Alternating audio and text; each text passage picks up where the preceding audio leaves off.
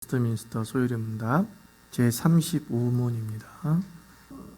성령의 효과적 사역을 계속 공부한다라고 말씀을 드렸죠. 그래서 성령께서는 우리 그리스도께서 이루신 구속을 우리에게 적용시키신다라고 했습니다. 그리고 그 적용시키는 어떤 과정들, 방법들을 우리가 싹 살펴보고 있습니다. 그래서 구원의 서정, 제가 외워오라고 말씀을 드렸죠. 그죠? 눈 감으시고 외워보도록 하겠습니다. 구원의 서정. 시작.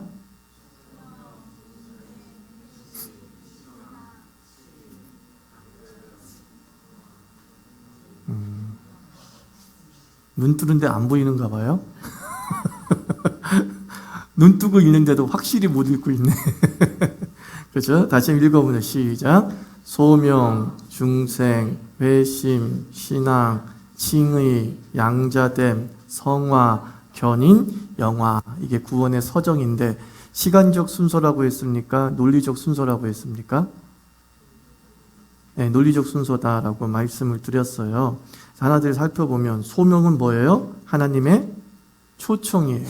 그래서 그리스도에 의해서 이룩된 구원을 믿음으로 받아들이도록 우리를 초청하시는 것이죠. 그래서 이 소명에는 외적 부르심과 내적 부르심이 있다 그랬어요. 누군가가 예수 믿으세요라고 하는 것은 뭐예요? 외적 부르심에 해당되죠. 그런데 이 외적 부르심은 거절할 수도 있고 또는 받아들일 수 있죠. 근데 내적 부르심은 불가항력적이다. 절대로 거절할 수 없게 된다라고 말씀을 드렸습니다. 그 다음에 이제 중생이죠. 중생, 영적인 변화가 일어나는 거예요.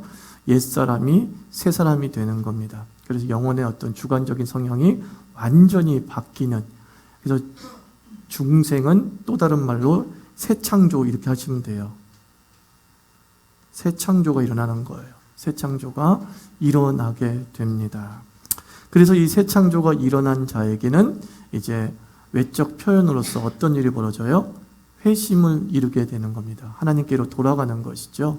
근데 이 구원론적 회심은 반복되는 게 아닙니다. 구원론적 회심은 단번에 하게 되고 단회성으로 끝나게 되는 거죠. 그래서 단번에 하면서 지정이적인 회개가 이루어지는 거예요. 죄를 인식하고 죄로 인해서 슬퍼하고 그리고 죄를 의도적으로 피하려고 하는 마음이 생기는 의 요소가 발현되어지면서 회심을 하게 됩니다. 그래서 이 회심을 하게 된 다음에 네 번째 뭐예요? 신앙하게 되는 거예요. 그리스도를 이제 영접하고 그리스도를 신뢰하게 되는 것이죠. 그래서 그리스도의 구원을 받아들이고 그리스도와의 인격적 신뢰가 형성되도록 하게 하십니다. 자, 그 다음에 또 뭐예요?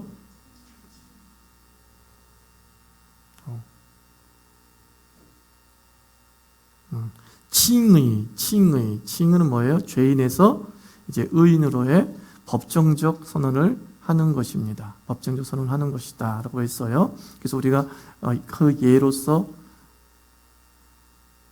수건 예어를 든 적이 있죠. 걸레처럼 더러운 것 10개가 있는데 그 중에서 하나를 빼가지고 앞으로 이거는 뭘로 쓴다?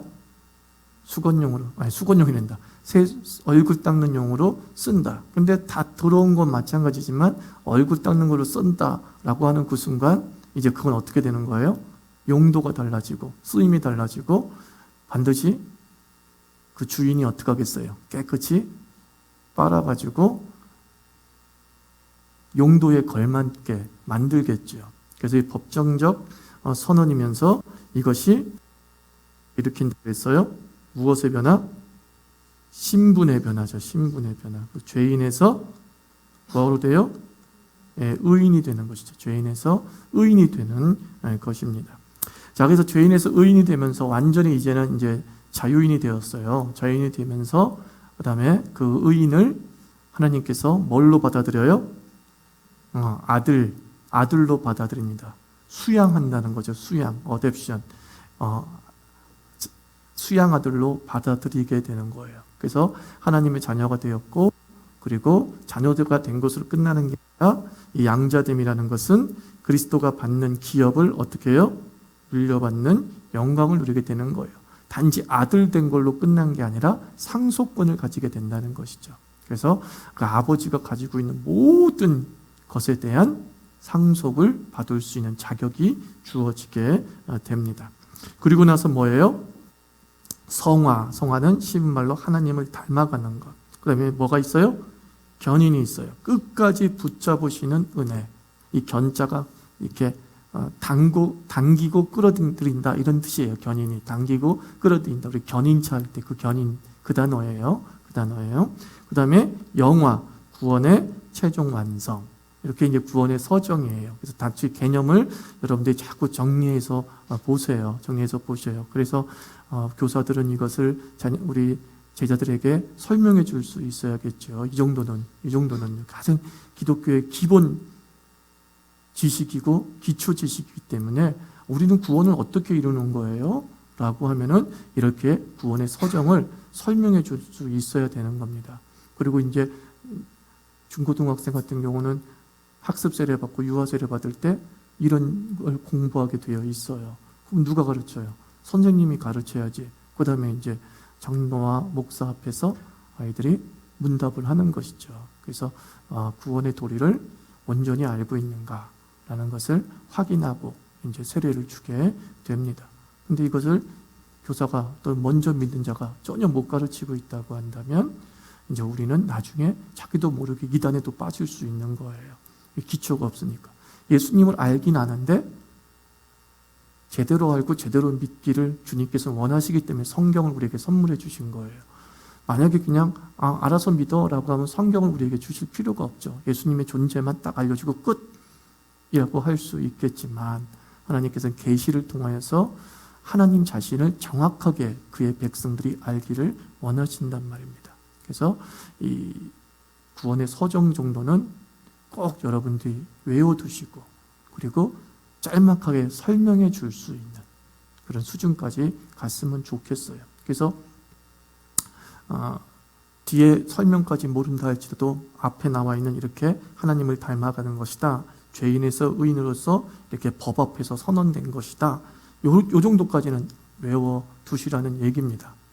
견인은 끝까지 우리를 붙잡으셔서 구원 밖으로 떨어지지 않도록 도와주시는 것이다 라는 거고, 영화는 구원의 최종 완성이야. 우리가 주님이 재림할 때나 주님 우리가 죽었을 때 이 영화가 되어서 하나님 앞에 서게 되는 거야. 이렇게 짤막하게 설명을 해줄 수 있어야겠죠. 자, 그래서 이제 성화를 한번 살펴봅시다. 지난주에 양자됨이었죠. 오늘 성화. 자, 성화 한번 읽어봅니다. 성화란 무엇입니까? 답을 읽습니다. 시작. 성화란 하나님의 자유로운 은혜의 사역으로 이것에 의하여 우리는 하나님의 형상을 따라 전 인격에 걸쳐 새롭게 되고, 죄에 있어서는 점점 더 죽게 되고, 그리고 의에 있어서는 점점 더 살게 됩니다. 그랬어요. 우리 보시면 알겠지만 여러분들, 성령의 효과적 사역을 우리가 계속 하면서 반복되고 있는 부분이 뭐가 있다고 보세요? 이 답에서 반복되는 어떤 문장이 하나 있어. 그죠?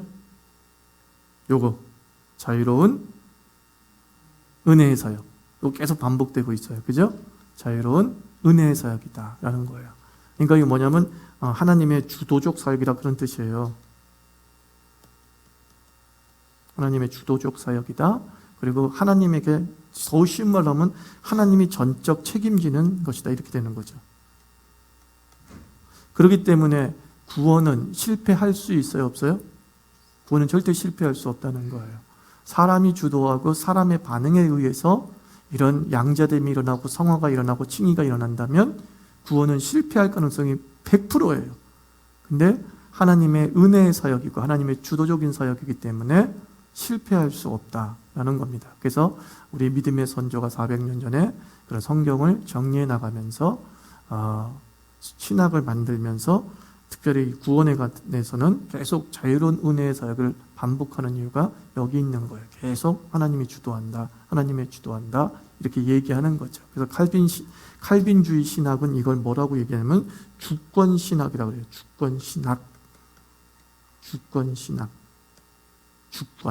주권. 영어로는 더 쉬워. 그냥 하나님이 주도하고 하나님이 이니셔티브를 쥐고 있는 그런 신학이다라고 생각하면 됩니다. 자, 그러면 성화는 앞서 말한 대로 성령의 무슨 사역이다? 자유로운 사역이다. 한번 구체적으로 살펴보자는 거죠. 데살로니가전서 5장 23절 읽어봅니다. 시작. 평강의 하나님이 친히 너희를 온전히 거룩하게 하시고 또 너희의 온 영과 몸이 우리 주 예수 그리스도께서 강림하실 때에 흠없게 보존되기를 원하노라. 그죠? 온전히 뭐요? 거룩. 그리고 흠없게 보존. 이런 단어가 나오잖아요. 근데 그 거룩과 흠없게 보존을 누가 하신대요? 하나님이 친히라는 거예요. 하나님의 친히. 이게 성령의 자유로운 사역이다라고 하는 의미입니다. 이것을 인간 너희들이 애쓰고 수고해라고 말하기보다는 하나님께서 친히 거룩하게 해주시려고 하고 흠없게 보존하려고 애쓰신다라는 것을 성경이 얘기하고 있어요. 그래서 그것 때문에 이것이 교리가 돼서 뽑혀져 나온 거예요. 그래서 여러분들 조직신학이라는 건 또 교리라는 건 인간이 만들어낸 게 아니라 성경의 내용을 체계화시킨 게 교리예요. 성경이 이런 걸 말하고 있구나라는 것을 일반 사람들이 체계적으로 알 수 있도록 만든 것이에요. 만든 것. 그래서 이건 사람이 만든 거잖아요. 사람이 글 쓴 거잖아요. 라고 하는데 사람이 글 쓴 게 맞죠. 그런데 원전이 뭐예요? 성경이에요. 성경을 계속 읽다 보니까 성경에서 말하고 하는 어떤 논리가 있는 거야. 그래서 그 논리를 아주 그냥 짧은 시간 내에 전달해 주기 위해서 우리 믿음의 선조들이 수십 명씩 수백 명씩 모여가지고 연구하고 대화하고 내가 생각한 게 맞는 것 같아? 우리도 그렇게 생각하고 있어? 라고 하면서 정리한 것이죠. 그래서 신학이라는 건, 신학은 시간의 선물이에요. 시간의 선물이고 전통의 선물임을 꼭 기억하십시오. 전통의 선물임을. 자, 그러면 성화는 1- 하나님의 자녀를 죄의 오염으로부터 건지셔서 하나님의 형상을 담도록 하시는 하나님의 주권 사역이에요. 자, 누구를 담도록 하는 것? 하나님의 형상을 담도록 하는 거예요. 우리가 창조 때에 하나님께서 사람을 만드실 때 누구의 모양을 따라 사람을 만들자 그랬어요? 네, 하나님의 모양, 하나님의 형상을 따라 사람을 만들자라고 얘기했죠.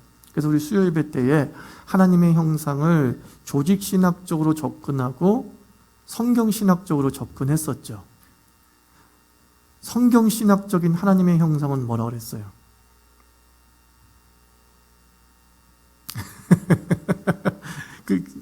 그거 기억 안 나요? 옛날 왕들은 자신들의 영토를 정복하고 난 다음에 그 영토의 경계선에다가 누구의 형상이 닮은 기둥을 세웠다고 그랬어요? 왕의 형상이 담겨진 기둥을 세워놓은 거예요. 그러면 그 기둥을 보고서 이 땅은 누구의 땅? 이 얼굴을 가지고 있는 자의 땅. 그러니까 우리가 성경신학적으로 고대 근동의 형상이라는 개념을 가지고 성경을 풀이해 보면 하나님의 형상을 가진 인간이라는 건 무슨 뜻이냐? 그 하나님의 형상을 가진 인간은 누구의 것이란 뜻이에요? 네, 하나님의 것이다라는 거예요. 하나님의 소유라는 뜻이에요. 또 성경신학적 두 번째 의미는 뭐라고 그랬어요? 역사적 설명을 가져가면은 또 왕들이 어떤 대사에게 전권을 위임해서 지방으로 파송할 때에 이렇게 서한을 쓰고 그 서한에다가 낙인을 찍어요. 옛날에는 뭐죠? 낙인이 밀랍 있잖아요. 밀랍을 쭉 해가지고 도장이나 손가락 도장이나 일반 도장으로 꾹 눌러요. 그럼 거기에 왕의 형상이 새겨지죠. 그러고 나서 그 사람이 몇천 킬로미터 떨어져 있는 지방에 가서 보여주는 거죠. 그분 그 형상이 찍혀 있는 서한을 보고서 이 사람은 왕이 보낸 사람이구나 라고 하면서 그의 권위를 인정하죠. 그래서 성경신학적 의미로서의 두 번째 하나님의 형상은 하나님의 대사로서의 인간이라는 거죠. 하나님께서 이 땅을 생육하고 번성하고 다스리도록 정권을 위임해서 우리를 이 땅에 어떻게 했어요? 파송했다는 거예요. 그래서 하나님의 사명자로서의 하나님의 형상, 하나님의 소유권으로서의 하나님의 형상, 이게 이제 성경신학적 의미라고 말씀을 드렸죠. 그러므로 인간이 지구 전체에 퍼져 있어요. 그러므로 지구는 누구의 땅이야? 하나님의 땅이라는 것을 그냥 보여주고 있는 거예요. 하나님의 소유라는 걸 보여주고 있는 거죠. 조직신학적 의미는 뭐라고 그랬어요? 인격이라고 그랬죠. 하나님의 형상은 인격은 인품과 다른 겁니다. 인격이에요. 인격은 자기결정의 주체라고 말씀을 드렸어요. 우리가 아이들을 인격적으로 대우하라 라는 것은 무슨 뜻이에요? 얘도 스스로 결정할 수 있는 능력이 있다, 이런 뜻인 거예요. 인격적으로 하자. 그러면 그 자기결정의 주체인 인격이 철학적으로는 무엇을 동원해서 결정하고 선택하고 판단하는가? 지, 정, 의를 동원해서 우리는 결정하고 판단하는 거예요. 그래서 지정의적 인격인 거예요. 그래서 하나님께서는 지식과 그리고 감정과 일종의 정의, 감정이죠. 의지를 가지고서 어떤 결정을 내리는 자유로우신 분이시란 말입니다. 근데 바로 우리가 그의 형상을 가지고 있다는 것은 바로 그렇게 지정의적 자유로운 선택을 하는 하나님과 닮았다라는 뜻이다라고 말씀을 드렸어요. 그래서 이 하나님의 형상을 닮도록 한다라는 걸 성경신학적으로도 접근해도 맞고 조직신학적으로 접근해도 다 맞는 거예요. 성경신학적으로 접근해서도 우리가 하나님의 형상을 회복된다는 것, 바로 하나님의 소유권을 우리가 인정하고 하나님의 대사로서의 사명감들이 다시 불타오르는 것, 그게 하나님의 형상이 회복되는 것이죠. 그리고 조직신학적으로는 우리가 죄의 노예였는데 이제는 예수 그리스도의 구원으로 말미암아 하나님께서 자유인이 되어서 하나님의 뜻대로 순종할 수 있는 능력을 가지게 되었다. 이랬을 때는 조직신학적 하나님의 형상의 회복이 되는 겁니다. 그래서 우리가 성화라고 했을 때에 하나님의 형상의 회복을 인격으로 보는 이유는 우리가 자꾸 성화를 도덕 수준의 개성 정도로 여긴단 말이에요. 도덕이 좀 나아지는 것으로 생각하는 것이죠. 그렇게 되면은 하나님의 은혜가 필요 없어요. 그죠? 근데 이 하나님의 형상을 인격으로 봤을 때 인격에는 도덕의 한 요소일 뿐이라는 거예요. 도덕이 한 요소이지 도덕 이거로 인격으로 생각하면 안 된다라는 거예요. 도덕은 인격의 한 요소다. 그래서 성화를 단순히 도덕성이 높아지는 것으로만, 윤리성이 높아지는 것으로만 보게 되면 어떤 일이 벌어지냐면 하나님의 성화는 실패작이 돼버리고 말죠. 그죠? 우리 주변을 돌아봤을 때 제대로 된 개차반 인간이 얼마나 많습니까? 예수 믿는다면서 여전히 도덕 수준은 그렇게 나아진 것 같지 않고, 예수 안 믿는 사람보다 윤리적으로 더 형편이 없고, 그런 걸 보면은 하나님이 적극적인 성화에 참여하시는 것이 아니다라고 판단되어지죠. 우리 하나님의 성화는 실패다, 이렇게 볼 수밖에 없단 말이에요. 그래서 성화를 도덕적 수준으로 생각하지 말고 성화는 인격, 누구의 인격을 담는 것? 하나님의 인격을 담는 것으로 먼저 선이해를 해야 되는 것입니다. 그렇지만 또 하나님이 주도적으로 하시지만 사람의 인격을 존중하고 사용하시어서 사람이 어디에 참여하게 하세요? 성화에 참여하게 하십니다. 자, 지금까지는 우리 칭의까지, 양자됨까지는 하나님의 주도적 사역이고 인간이 한 일이 없어. 근데 성화부터는 어떤 인간됨의 독립성을 존중하시면서 하나님께서 일종의 협업을 하시는 거야.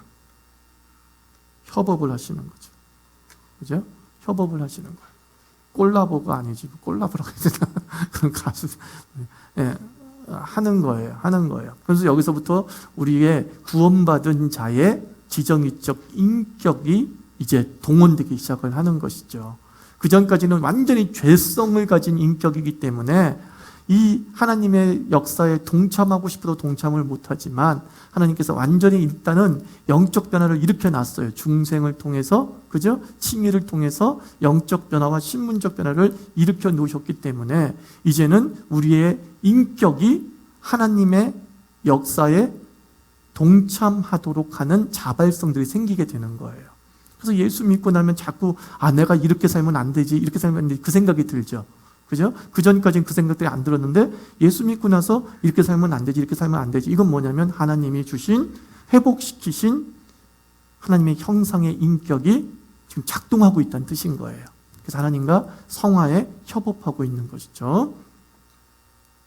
그 다음에 성화는 뭐예요? 전 인격에 걸쳐서 새롭게 되는 것이다. 이제 앞서 말씀한 것과 좀 반복되어서 말씀드리는 거예요. 고린도후서 5장 17절 있습니다. 시작. 그런즉 누구든지 그리스도 안에 있으면 새로운 피조물이라. 이전 것은 지났으니 보라 새 것이 되었도다. 이 새로운 피조물, 이게 바로 새 창조예요. 새 창조. 우리는 리모델링한 게 아닙니다. 우리는 리모델링이 아니에요. 기존의 건물을 조금 더 나아지게 개선한 게 아니라 완전히 허물고 새로운 건물을 지은 겁니다. 이게 구원이에요. 구원. 자, 에베소서 4장 23절 24절 있습니다. 시작. 오직 너희의 심령이 새롭게 되어 하나님을 따라 의와 진리의 거룩함으로 지으심을 받는 새 사람을 입으라. 그랬단 말이에요. 여기서 이제 하나님께서 어떤 선택된 하나님의 구원을 적용시킨 자의 의지를 뭐 하고 있죠? 요구하고 있어요. 이제 하나님의 의지를 요구하는 거야. 뭐라고? 입을래? 라고 하지도 않고 입혀줄게 라고 하지 않고 뭐라 그래요? 이제 입어 이렇게 얘기하는 거죠. 이제 네가 좀 입어라.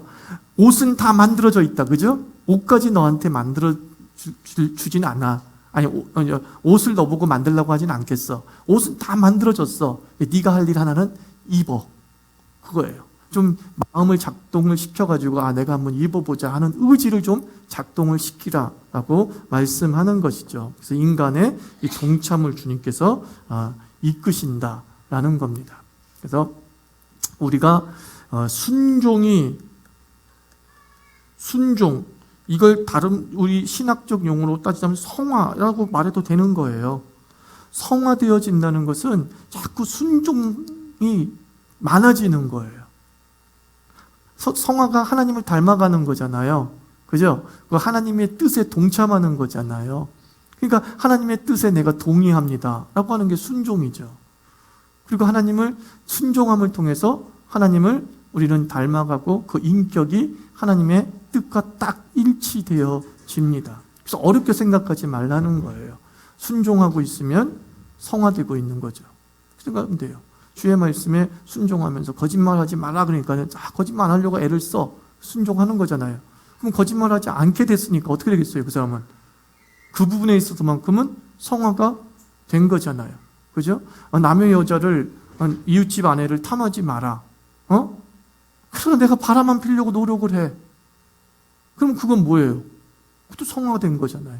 성화가 된 거죠. 그렇게처럼 우리가 순종과 성화를 똑같이 생각하시면 얼추 더 쉬워요. 자, 그래서 또 소위를 문답 보면은 성화는 점점 죽고 점점 사는 거다. 그렇게 얘기를 하고 있죠. 그죠? 성화를 보면은 여기 보면 답을 보면 우리는 죄에 있어서는 뭐예요? 점점 더 죽게 되고 의에 있어서는 점점 더 살게 된다. 이렇게 얘기하고 있잖아요. 그래서 로마서 6장 11절 있습니다. 시작. 이와 같이 너희도 너희 자신을 죄에 대하여는 죽은 자요 그리스도 예수 안에서 하나님께 대하여는 살아있는 자로 여길지어다.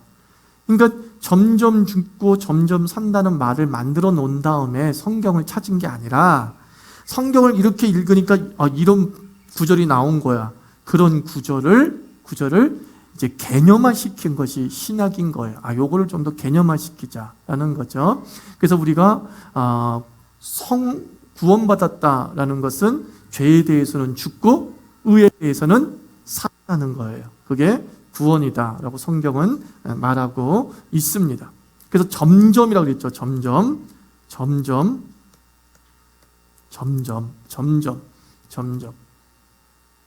어떤 계시의 진화적인 측면을 얘기하고 있죠. 계시의 점진성을 얘기해주고 있단 말이에요. 근데 성화도 마찬가지예요. 성화도 구원과 동시에 완전형으로 주어지는 것이 아니라 무슨 형으로 주어졌다? 진행형으로 주어지는 거예요. 성화라는 단어 자체가 진행형 단어예요. 그죠? 진행형 단어예요. 거룩해진 것이 아니라 거룩해지는 것이거든요. 영화는 완료형이야. 영화롭게 된 것이에요. 그런데 성화는 거룩해지는 거예요. 단어 자체의 의미가 진행형에 담겨져 있는 겁니다. 그래서 이룰성이잖아요. 그죠? 그래서 거룩할 성자에 변화될 화자를 쓰는 거예요. 그래서 우리가 거룩하게 되어진다라는 의미를 가지고 있습니다. 그래서 이 진행형이란 말의 의미가 무슨 뜻이냐면, 우리가 예수 믿고 난 다음에 도덕적 흠결이 드러납니까? 안 드러납니까? 도덕적 흠결이 드러나잖아요. 여전히 뭔가 부족하고 옛습성들이 불쑥불쑥 튀어나오고 하지 않습니까? 그렇지만은 그것이 우리의 구원을 되돌리지는 못한다 라는 것을 강력하게 보여주기 위해서 성화를 진행력으로 이해해야 되는 겁니다. 아시겠어요? 그래서 여러분들이 맨날 고민하는 게 그거잖아요. 난 구원받은 사람이 이렇게 죄를 짓는 줄 모르겠어요. 나 구원받은 사람 맞나요? 그러잖아요. 네, 맞습니다. 죄를 짓는데도 내가 구원받은 사람 맞아요? 그 죄에 대해서 어떤 마음이 들어서 지금 나한테 얘기한 거예요? 거부감이 들고 안타까워서 그 얘기를 한 거잖아요. 그죠? 그것 자체가 바로 성화의 기능이 작동되는 거예요. 바울은 그것을 디모데전서에서 뭐라고 그랬어요? 양심이라고 표현했죠. 그런데 어떤 자가 있다고 그랬어요? 양심에 화인 맞은 자가 있어. 양심이 완전히 불에 지어져 가지고 작동을 안 해. 그래서 거리낌도 안 생기고 부끄러움도 못 느끼는 사람이 있는 거죠. 그런 거슬러 올라가면 그에게 무엇이 시작되지 않았기 때문이다? 구원이 시작되지 않았기 때문에 이렇게 말할 수 있는 거죠. 그리고 구원이 시작된 이상은 그에게 분명히 하나님의 구원이 선물로 주어졌다면 도덕적 흠결은 있으나 그 도덕적 흠결에 대해서 어떻게 여긴다고요? 굉장히 부담스럽게 여기는 거예요.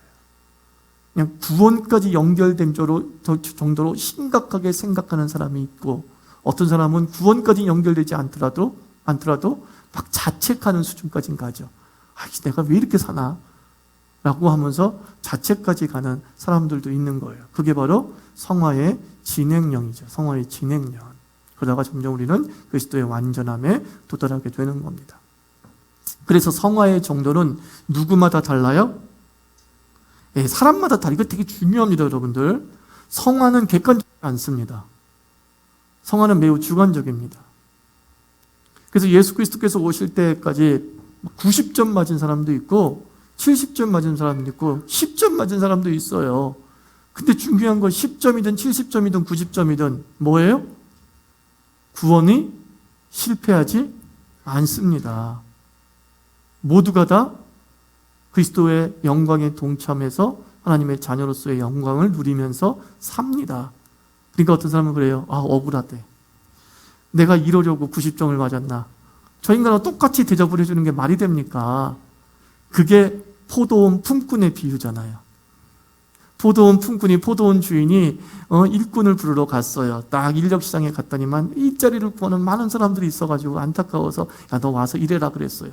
또 1시간 있다 가니까 또 1시간 있다 가서 몇 번이나 시간 오후에 가도 사람들이 있어. 너 와서 일해라. 내가 얼마 줄게.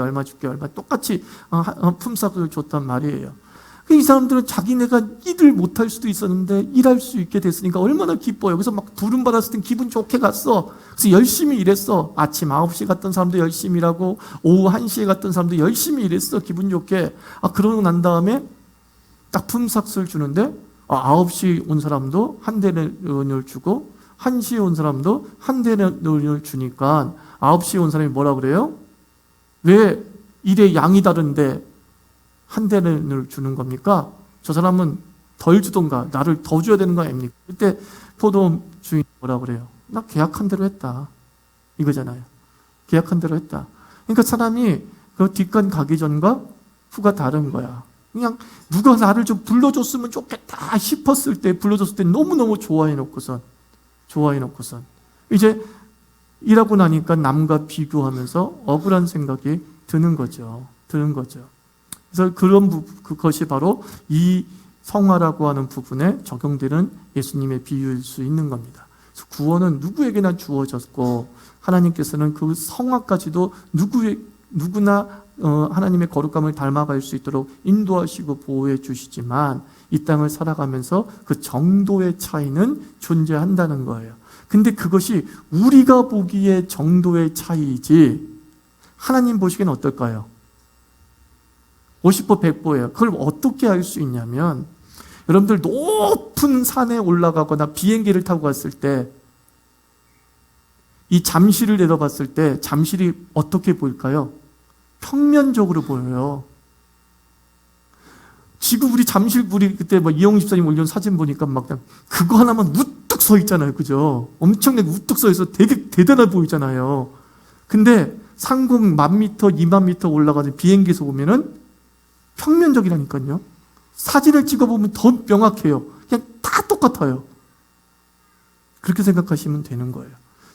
우리끼리는 대단해 보이지만 저 높은 시각에서 보면 그냥 그거예요.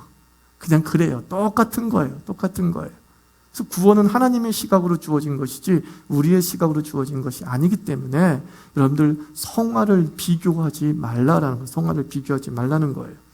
그러면 이 땅에서 성화를 어느 정도 더 이루었다고 생각하는 것은 혜택은 없는 것입니까? 저는 혜택이 있다고 봐요. 그래서 성화를 이렇게 한번 제가 나름대로 정의해 봤어요. 2가지로. 첫째는 성화는 하나님과 미리 사는 거예요. 이 땅에서 이루어지는 게 성화거든요. 영화는 하나님 앞에서 이루어지는 게 영화고, 성화는 이 땅에서 이루어지는 것인데, 예를 들면 한국에서 이제 미국처럼 살기라고 한번 생각해 봅시다. 이민을 준비하는 사람이 있어요. 그래서 이민을 준비하는 사람이 이 한국에 살면서 영어를 막 배우고 식생활을 바꿔요. 그냥 쌀 먹던 사람이 토스트를 열심히 먹으면서 적응하려고 사는 거예요. 또 미국적 사고방식을 이해하기 위해서 자녀들을 어떻게 키우는지 미국적으로 키우려고 해가지고 20살부터는 용돈도 안 주고 너 스스로 벌어서 학교 다녀라 이렇게 또 얘기도 하고 그런단 말입니다. 그러고 나서 2년 뒤, 3년 뒤에 미국에 이민을 갔어요. 그때의 문화적 충격이 많을까요? 적을까요? 적을 수밖에 없는 거죠. 저는 천국 가서 놀랄 것 같습니까? 안 놀랄 것 같습니까? 제가. 난 여기 있는 사람 다 놀랄 것 같아. 천국에서 깜짝 놀라는 거야. 너무 다른 거야. 문화적 충격이라고 했죠. 저는 문화적 충격을 안 느낄 것 같아요. 왜요? 미리 살기를 했어. 성화가 그거예요. 하나님 닮는 삶을 미리 살았어. 그래서 하나님이 어떻게 생겼을까 생각하니까 그냥 나를 상상해 보는 거야. 되게 교만한 얘기야. 나를 상상해 보는 거야. 그래서 딱 그때만 예상대로야. 하나님은 내 예상을 빗나가지 않았어. 나처럼 살아. 나처럼 행동하셔. 이랬을 때 충격이 덜하죠. 그리고 굉장히 뿌듯함이 생기죠. 하면서 뿌듯함이 생기죠. 그렇구나 생각을 해요. 하나님과 미리 사는 거죠. 그래서 어떤 영적 문화 충격을 최소화시키는 거예요. 이게 얼마나 개이득입니까? 그죠? 큰 이득이죠. 그리고 또 하나, 성화는 이렇게 정의할 수 있어요. 뭐예요? 하나님 나라 들여오기예요. 내가 하나님과 미리 사는 것이 성화이고, 또 하나님 나라를 이 땅에 들여오는 거예요. 하나님 나라는 하나님의 통치가 이루어지는 곳이고, 하나님의 뜻이 이루어지는 것을 하나님 나라라고 얘기하거든요. 근데 바로 성화라는 것은 그 하나님 나라에 걸맞게 사는 삶이란 말이에요. 그래서 우리가 이 땅에서 하나님의 뜻을 받들어 살아가면 순종의 삶을 살고, 그리고 인격을 닮아가는 삶을 살아가게 될 때에 내가 살고 있는 곳은 곧 누구의 나라가 되는 거예요? 하나님 나라가 되는 거잖아요. 이거는 성경신학적 의미의 하나님 인격을 지금 설명하고 있는 거죠. 성경신학적 하나님의 인격은 뭐라고 있어요? 우리의 이 형상이 있는 곳이 하나님의 소유권이고, 이 형상이 있는 곳이 사명자다라는 것이죠. 그러면 사명자는 누구의 뜻대로 그 구청을 다스려야 돼요? 왕의 뜻대로 구청을 다스리는 것이잖아요. 그죠? 그래서 우리가 성화를 한다는 것은 송파구에 하나님 나라를 뭐예요? 들여오는 거예요. 하나님 나라를 맛보게 하는 거예요. 엄청나게 우리 위대한 사역을 감당하고 있는 거죠. 그러니까 성화를 하면 할수록 우리한테는 이득이 될 수밖에 없는 것이죠. 세상에서 가장 살기 좋은 시스템이 하나님 나라 시스템이잖아요. 그거 부인할 수 없잖아요. 그죠? 하나님 나라의 시스템이 가장 행복한 시스템인데 우리 송파구에 나 때문에 하나님 나라의 시스템이 들어와. 엄청나지 않습니까? 그런 자부심을 갖게 되는 거죠. 사람이 왔을 때에 나를 부르는 거죠. 야, 내가 너 구청장으로 송파구에 이사가게 했는데 잘 살았냐? 보니까 보세요. 이렇게 할 수 있는 거 보세요. 그 이쯤이야 라고 하는 그런 보람이 있는 것이죠. 그래서 여러분들이 이래도 구원받고 저래도 구원받는데 난 대충 살다가 구원받을래 라고 하는 마음 자체가 구원이 시작되지 않은 거라니까요. 그냥 구원이 시작된 사람은 그냥 어떻게든 그 하나님의 뜻에 민감해져요. 그래서 나한테 와가지고 나 대충 살다가 죽을 거예요 라고 하는 사람들이 교회를 열심히 나오느냐? 근데 안 나온다니까. 그런 사람들은요. 말만 그렇게 하는 거예요.